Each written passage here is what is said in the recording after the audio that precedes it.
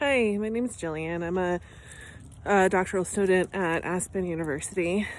For this week's assignment, I thought it'd be a good opportunity to talk about my dog Tuesday.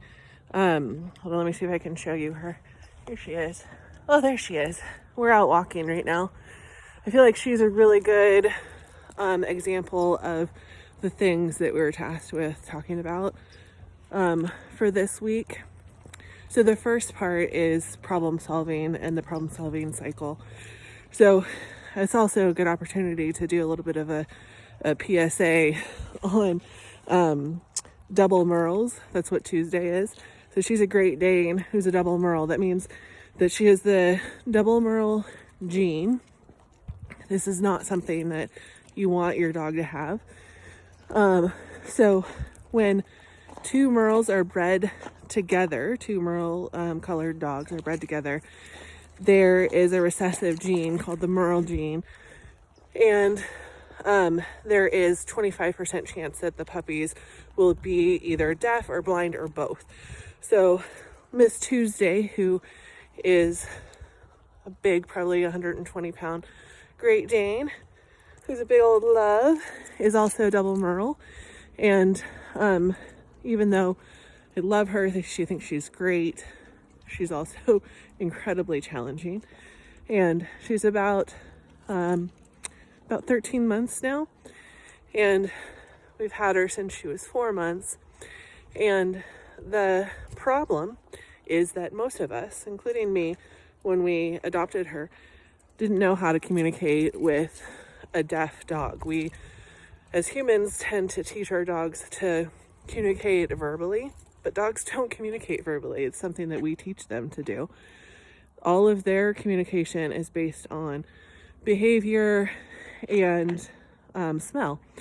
And so the good news is that Miss Tuesday has an amazing sense of smell, even though she has no hearing at all and very little sight.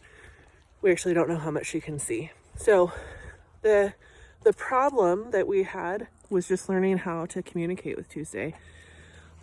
She also is a very exuberant puppy who has a ton of energy, and because she's so big, she's done some damage, which is okay. It's all replaceable, right? But so the problem solving cycle. Hold on, I have some notes.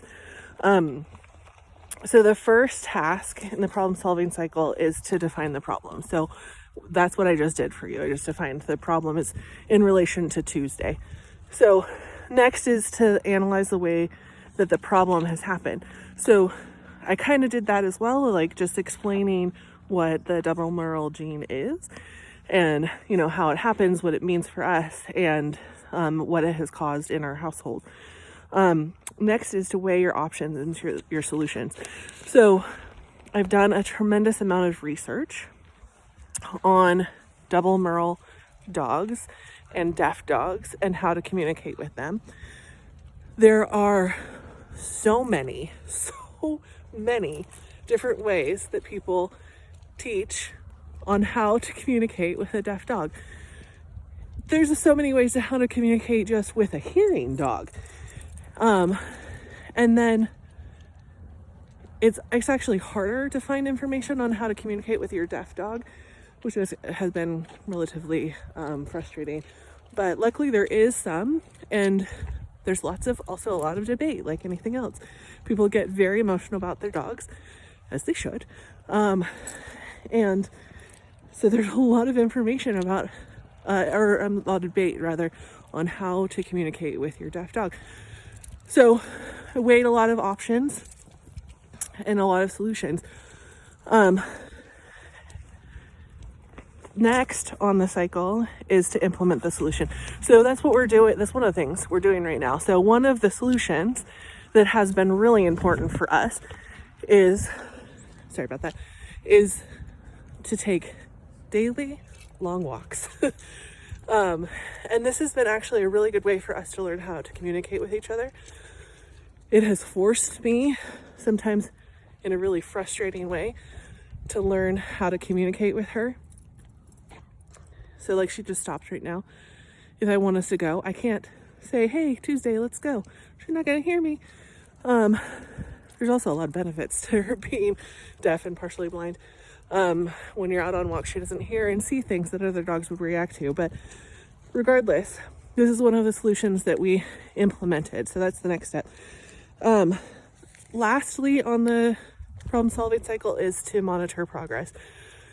So, like I said, we've had her almost a year now, and the progress has been slow going. Double Merle dogs learn slower, or at least this one has learned slower. It's probably more that I learned slower. I learned slower. I've learned slower how to communicate with her. She's actually a very smart dog who can learn really quickly. So monitoring the progress. So there are some things that help and hinder our ability to problem solve. One is motivation. Next, I'm just going to talk about all of them and then I'll try. So motivation, self-efficacy, perception, ability to work as a team, and resources. So luckily, I have a good amount of resources. The internet provides a really good amount of resources. She's reacting to something. I don't know. Okay. She provides me with a tremendous amount of motivation. If I don't learn how to solve this problem, our house will literally be in shambles. And she wouldn't be a happy dog. It wouldn't be safe. She's a very strong dog. So anyway, so she provides a lot of different motivation. We as humans learn how to problem solve over our lifespan. We develop skills, we mature, we have physical maturity that we go through, social, emotional, cognitive. The problem solving skills that I'm able to implement with Tuesday today are not the problem solving skills that I would have been able to implement when I was, say, 20. If I was 20, it probably wouldn't have been a complete mess because I would have been too immature at the time and not financially responsible enough in order to actually take care of little Miss Tuesday. She's not little. You want to see her again? Here she is. Oh, there's Tuesday. Okay. So the last thing that I want to talk about is what this looks like at work, because this is what this whole course is about, right?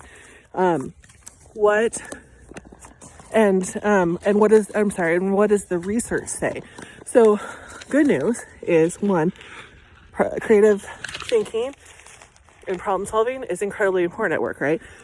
We